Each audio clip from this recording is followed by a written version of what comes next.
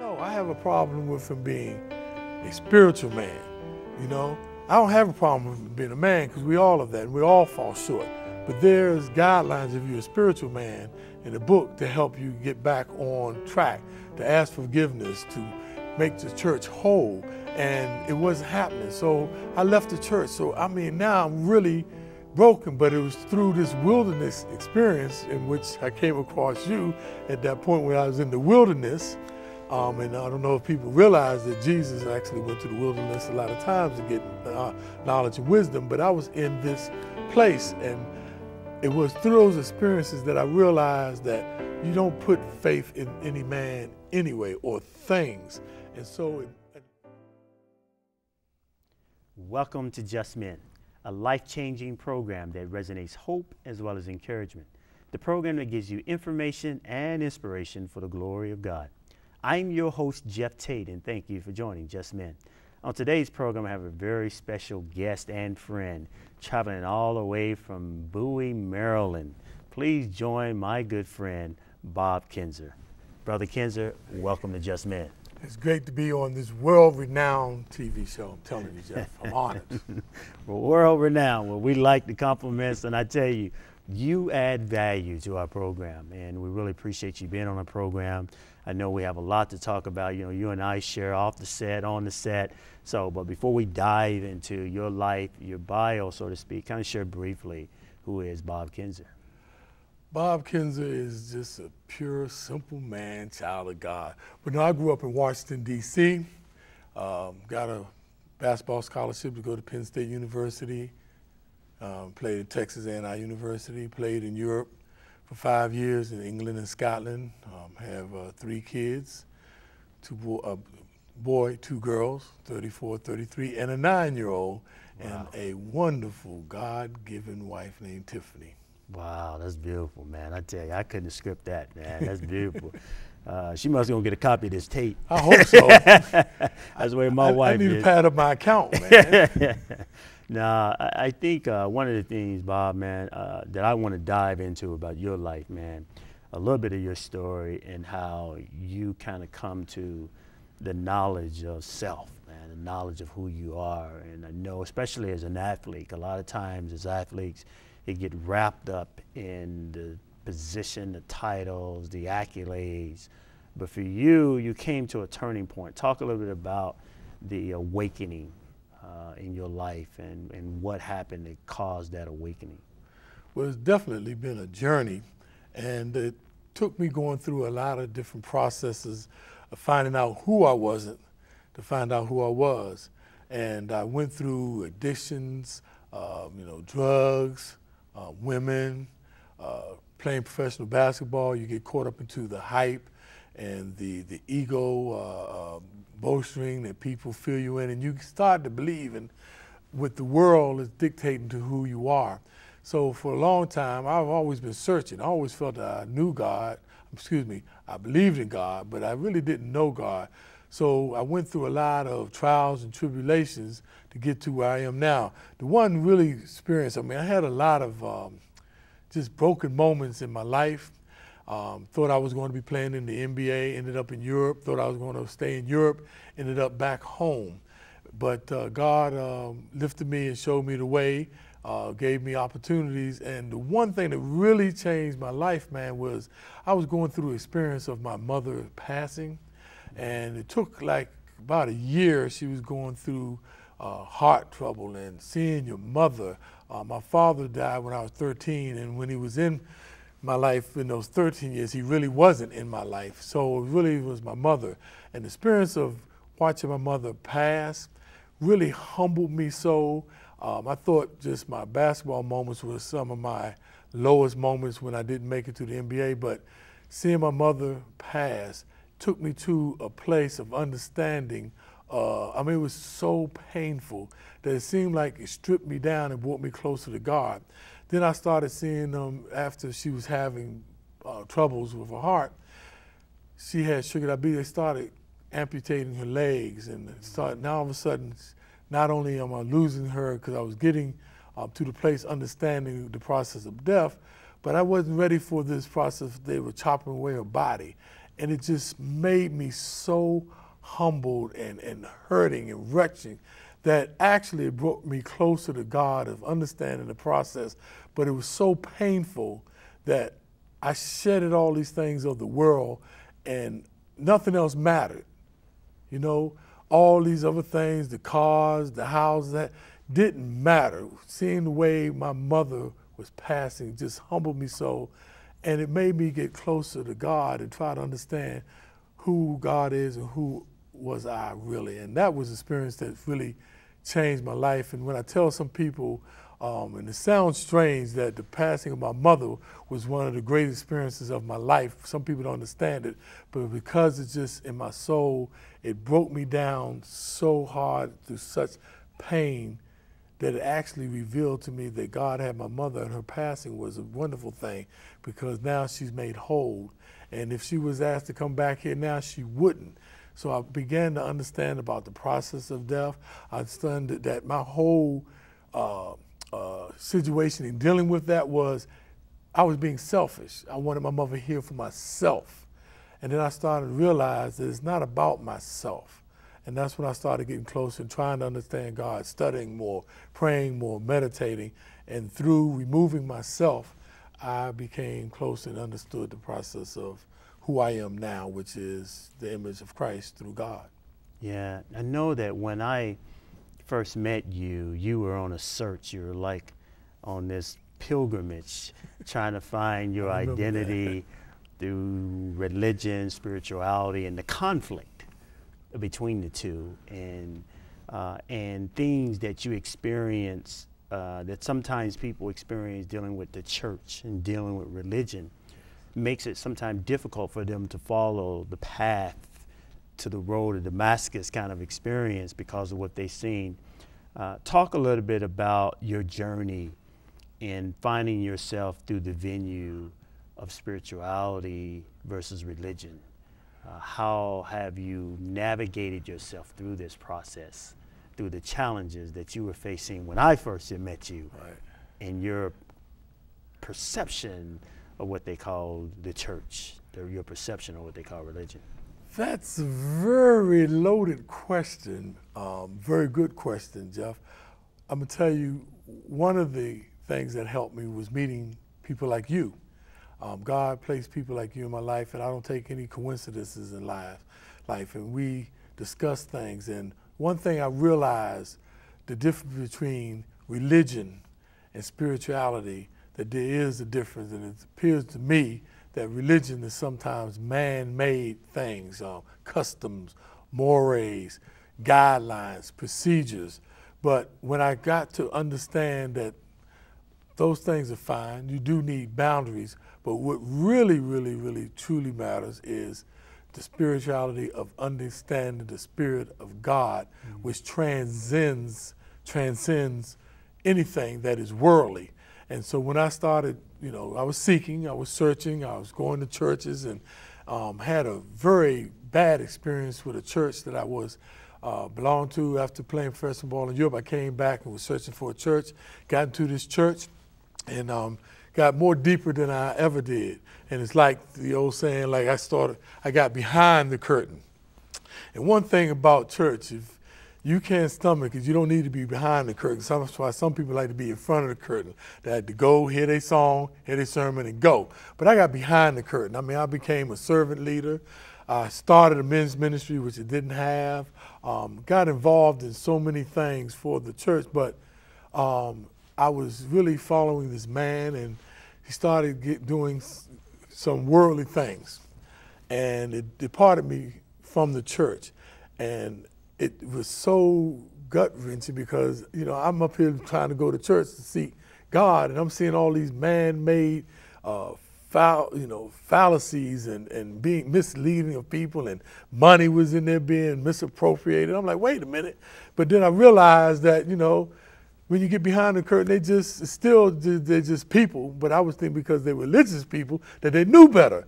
So I'm searching, and so I was so let down. And some people were coming to me and like saying, "Oh, Bob, would you have a problem with the pastor?" You know, I said, "No, don't get me wrong. I don't have a problem with him being a man. You know, they say, oh, you have a problem with him being a man of life? No, I have a problem with him being a spiritual man. You know, I don't have a problem with him being a man because we all of that and we all fall short.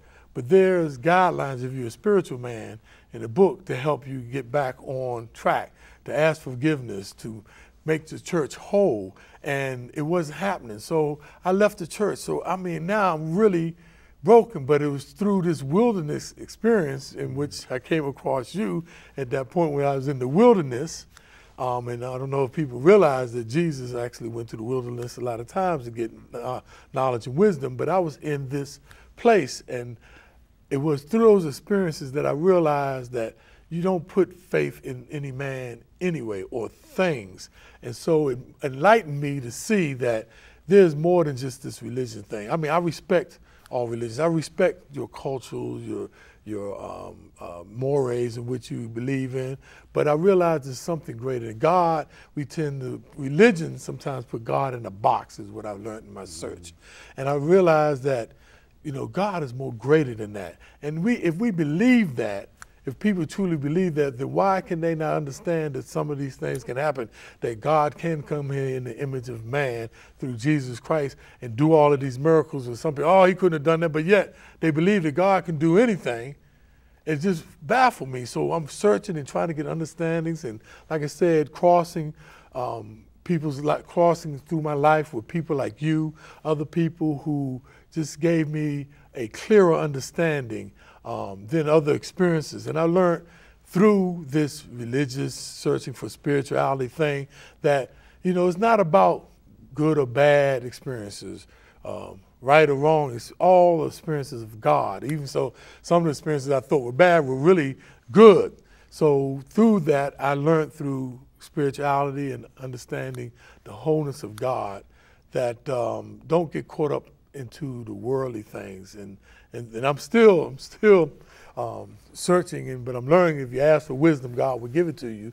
I'm still in this process of trying to understand. But I believe I can affirmatively say that I am definitely not where I was. I'm closer because I truly believe I understand my purpose. And understand my purpose is actually understanding the mission of God. Wow, that's beautiful. I know that sometimes when I go home, it's hard for people to see me the way I am now versus the way I was back in the day, you know, and seeing this new life, this new creation in Christ.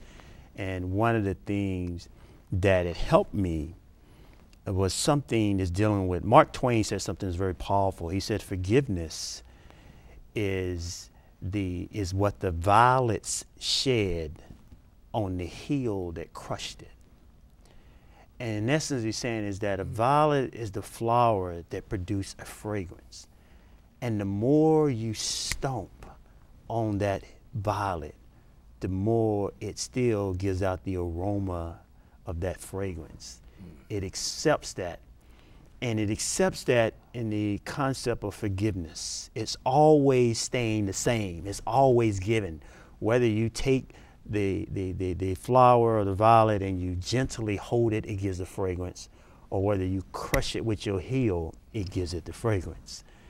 And I know for my life, particularly with my wife, an area of forgiveness was an area that we had to work on in our relationship. What does forgiveness mean to you, and how has that impacted your life at all in terms of your relationships?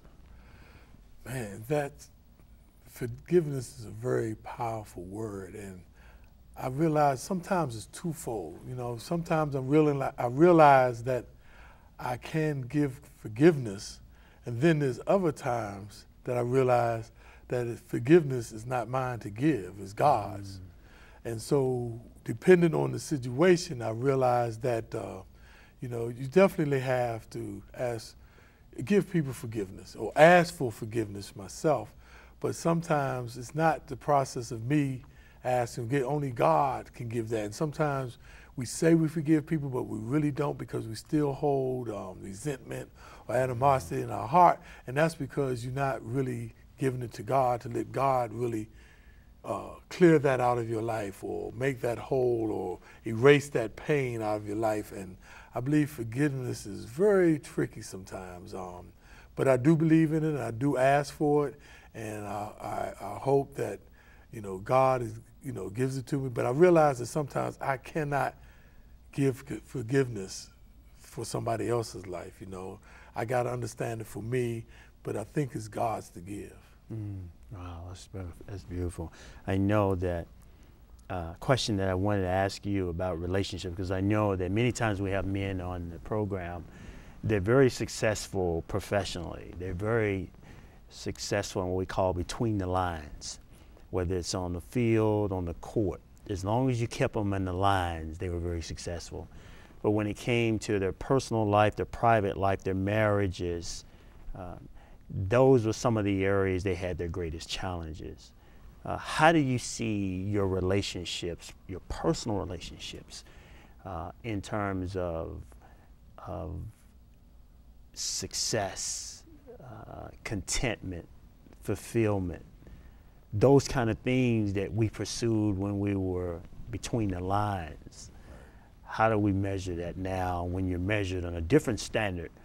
When God says he's measuring you how you treat your bride, or how you know, he calls it his church when he deals with the body of Christ, but he says it's the same symbol that husbands has to have in their relationship with their wives. And so how do you navigate your relationship there in terms of success and accomplishments and fulfillment and contentment? Well, first of all, I believe, and I teach this to young people and adults, it's all about relationships. You know, relationships is very important, and the number one relationship is your relationship with God. But as far as when you're talking about relationships with how you deal with your wife, I'm learning more and more that that interaction really calls for a selfless expression. Because when you don't, you end up in these conflicts or these battles you're trying to win because you want to be right, and it just destroys the relationship. But once you become selfless and give yourself and listen to that other person, show empathy, it actually builds the relationship. But when you become this self-centered, self-righteous, I'm going to be right, or, you know, what? Wash the dishes? You upset because of dishes? I'm just worked 8 hours. And I'm paying the mortgage up here. But relationships, man, is important. And the only way that you can really, truly have positive and spiritual and effective relationships is you got to actually understand yourself and understand other people. I remember how guys used to, when they were practice, man, they were like superstars. But whenever you blew the whistles and they had to play within the lines and within the rules, they had all the time in the world, but they could not assimilate. They could not operate in those boundaries. And that's what sometimes relationships put you in, create these boundaries that you got to operate into. And you realize it's not about you. You know, I want the rules to be different, but they're not. And you have to play by those rules. And it calls you to, for me, introspective. You know, I start looking into me. It's this thing by this book called by Collins called Good to Great, and it's called the window in the mirror theory. You know, he says when something bad happens, you know, if you're dealing with people, you know, look in the mirror, see what is it that I could have done to make the relationship better. What can I do to make that relationship stronger? And then whenever it's something positive and rewarding, look out the window and see who you can give that credit to. See who you can give that to, you know? And that's what I find that helps in relationships and building relationships is first, you gotta understand yourself first. No, excuse me, let me back up.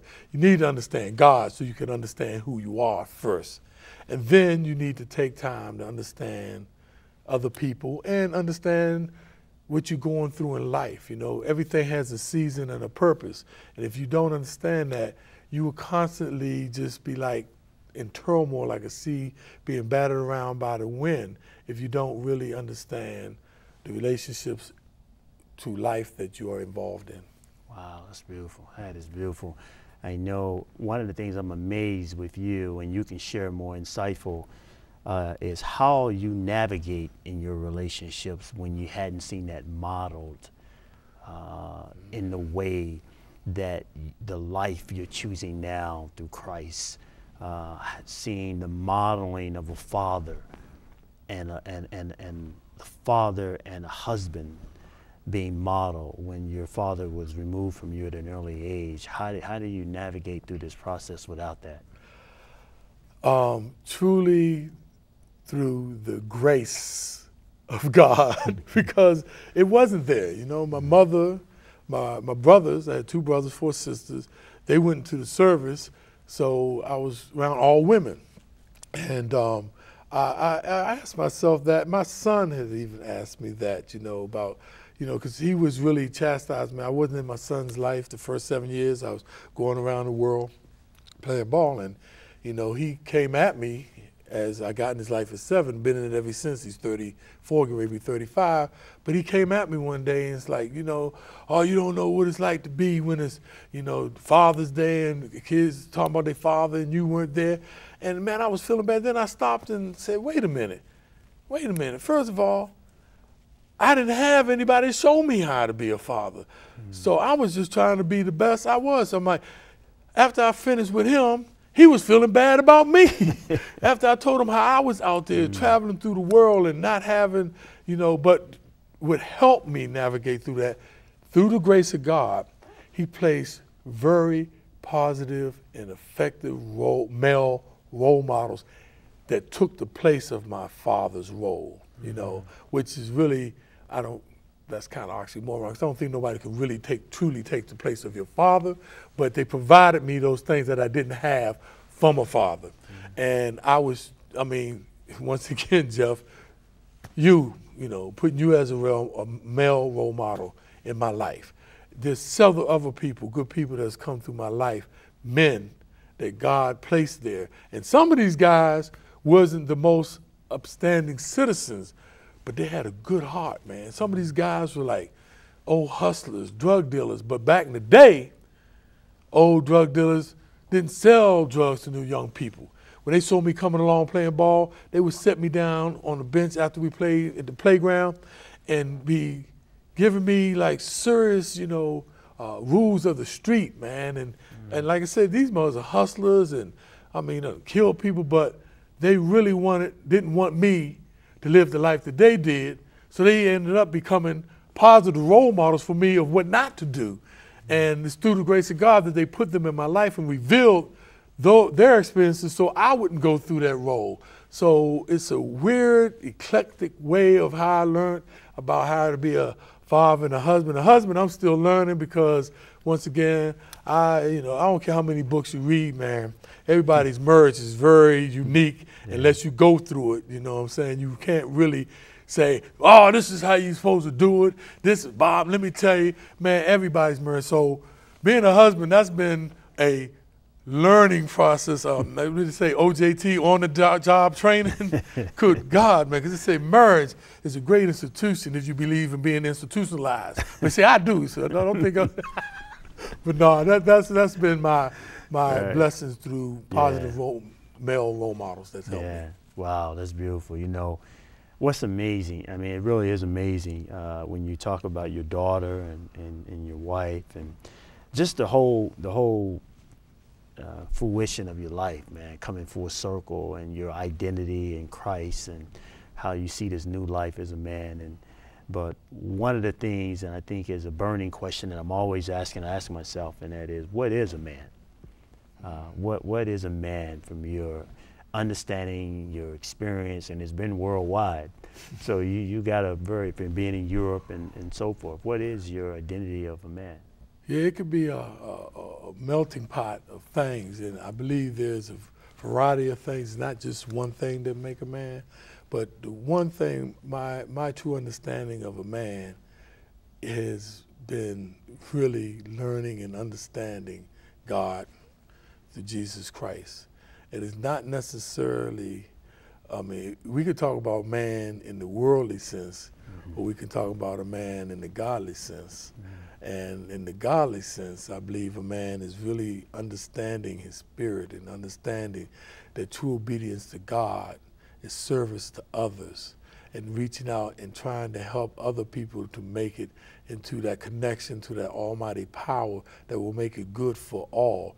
Now, you know, the worldly man, I believe there's rules and guidelines down here to, you know, treat your wife, you know, love your wife, you know, love your children, you know, love your fellow man, you know, love them, you know. The only way that you can drive away fear is by having love. So I truly believe that a worldly man is a man that will express love in the sense of agape love in this world, and that will take care of everything, because God is love and love is God. And if you do those things as a man, which sounds very maybe soft to some people, you say, oh, I love that man. Some people, oh Lord, is he gay? Is he looking at me that way? Nah, I truly believe a true man understands the love of God in this world, and he'll go forward and expand that and touch other people with that love, so that they truly can understand what the spiritual man of God is all about.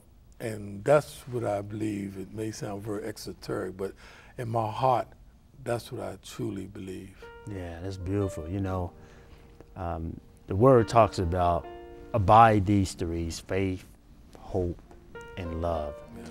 The greatest of these is love. He says, though you have the tongues of men and of angels and have not love, you are sounding brass and a tingling cymbal. So though you have the gift of prophecies and you can speak to the mountains and you can even heal lands, you can do all these things, but if you have not love, he says you're nothing. And I think the power of love is so amazing when we truly understand how to love. One, how to love ourselves, how to love our wives. Many times we can't love our children or our wives because we don't love ourselves. And we don't know how to love ourselves. And the way you love yourself is to align yourself with the Word of God. Yeah. When you line yourself up with the Word of God, you are loving yourself. Yes. And that's the beauty. Last word of encouragement. What word? To men. Seriously, to men and to you, I love you, man. I love you too, brother. Man, hey, stay focused. Wow. That's good. I mean that, man. Yeah, I do too. You know I do, brother. Wow. Good, good. Thank you.